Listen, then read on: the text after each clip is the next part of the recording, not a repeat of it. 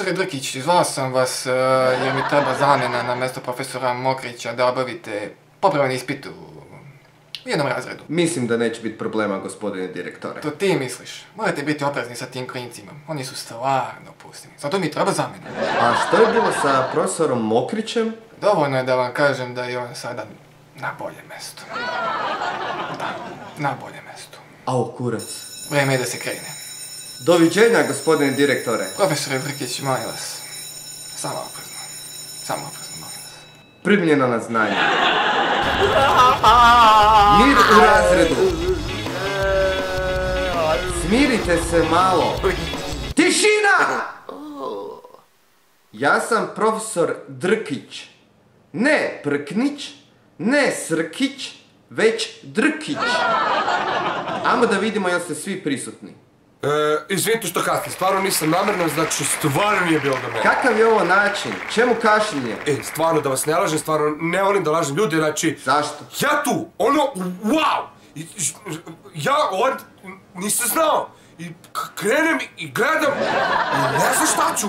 I ne znam kako sad odjednom. I onda sam... Pau! I... Wow! I šta sam posjetio? I što poslije? Jebe mi maj... Ne... I kako... Ne znam! I kako sad? I stao sam! I nisam znao šta da radim. Uđi! Uđi! Dobro. Stvarno, majke mi, ne znam kako sad. Dobro je, gubi se. Dobro. Ja, što pričam? Stvarno ne znam, ja sam teo, sve sam teo, ali ne mogu, ne znam šta je ovo. Dakle, Nenad je tu, gospodin se udostojio doći na sat. Hvala, kolega. Vaha? Prisutan. Aco? A gdje je Krkan? Profesore, on puši u WC-u. Puši, kažeš. Ko ide po njega? Evo, profesore, ja ću da idem. Ajde, Aco, dovedi ga. Krkane. Krkane. Krkane.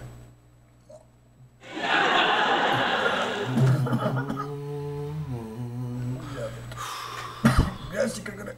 Si to ti, Krkane? Da. Si to ti, Krkane?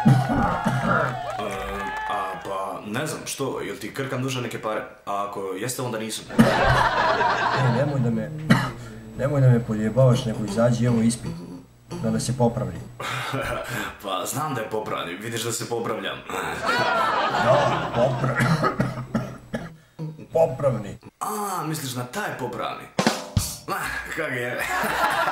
Zajeba se, svaka čast što si došao, ljudi ne se, hoćeš dim, a? Neću. Ajde bre, idemo da nego što se ja naduvam.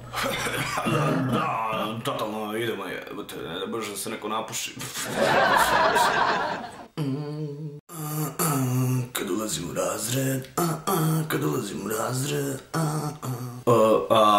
just pičke. Krkane, ako ne položiš ovaj popravni, ti ćeš biti nečija... Pa, sram te bilo. Sjedi. Men se piše, a mogu li ja u WC, ha? Ima li još nekog ko bi trebao ići na WC? Pa, eto ja bi, ako već pitate, znate, meni je doktor propisao. Vas dvojica se zajebavate sa krivim Drkićem. Ako ne sjednete odmah, zavezat ću vas za stolicu, jel jasno? Krenimo za ispitom. Aco, šta je to kondom? Znaš, brate, to ti je ono kao... To je dom za nezbrinute spermatozoide. Hvala lijepo, kolega. Vaha, što je to misionarski položaj? S akademskog pogleda misionarski položaj je istraživačka praktična misija. Ona je nimalo lahka, ali je veoma draga koja nastoji da kroz adekvatno umijeće zadovolji 3 veoma specifična zahtjeva. To su probijanje, istraživanje i centrifuga. Ovo se sve odvija na veoma zahtjevnom i osjetljivom terenu. Ako si dobri na fake, taj teren zna biti veoma čvrst i uzak. Ali u 95% slučajeva dolazi do vremenskih nepogoda i onda teren je veoma klizav, što naravno dovodi do jačih turbulencija i čak zemljotrijesa. U ekstremnim slučajevima teren se nekad nađe neosvojiv, što zahtijeva adekvatnu implementaciju pritiska na teren. Možeš ti to nama malo objasniti?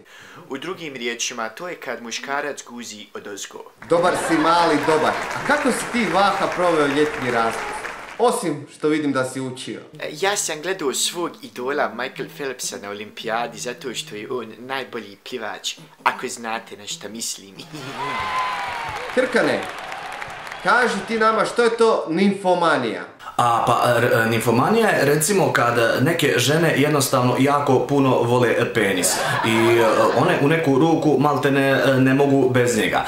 Nimfomanija se inače dijeli na profesionalnu i amatersku nimfomaniju. Profesionalna nimfomanija su kurve koje su svoju potrebu za penisom odlučile da naplaćuju i tako ugodno žive od onoga što rade. Dok su amaterska nimfomanija drolje kojima pare u životu nisu bitne sve dok je dobrog penisa. I nevezano za pitanje, odgovorno tvrdim da bi ja u nekom drugom životu bio amaterska nimfa. Hvala ti na iscrpnom odgovoru. Gastos, reci ti meni što je to G točka? Pa G tačka je mnogo zajebana tačka za početak.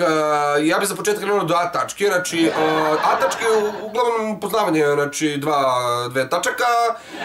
Onda G down tačka, znači B tačka, zajebana tačka isto zajebana tačka. Pa onda V tačka može da se shvati kao uobičajena tačka. Onda G tačka je to. To je dare, volim. U redu. Volim. A što si ti radio preko ljeta? Pa letni raspust, onako, malo je bio dlakav.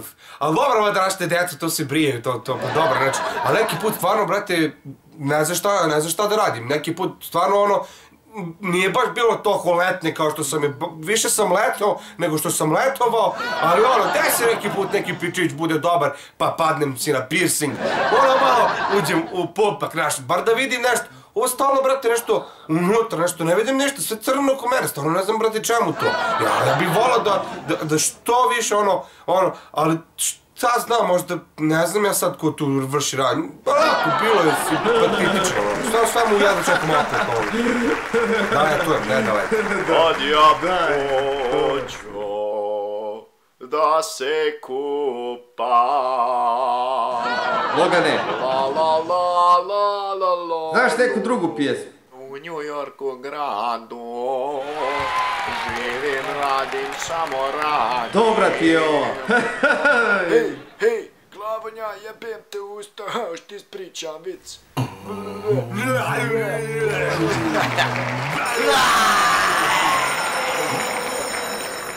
Hvala svim prijateljima sa YouTube-a što su gostovali kod nas u klipu. Pretplatite se na njihove kanale, pretplatite se na Dobri D, šerajte, lajkajte, komentirajte i do sljedećeg klipa.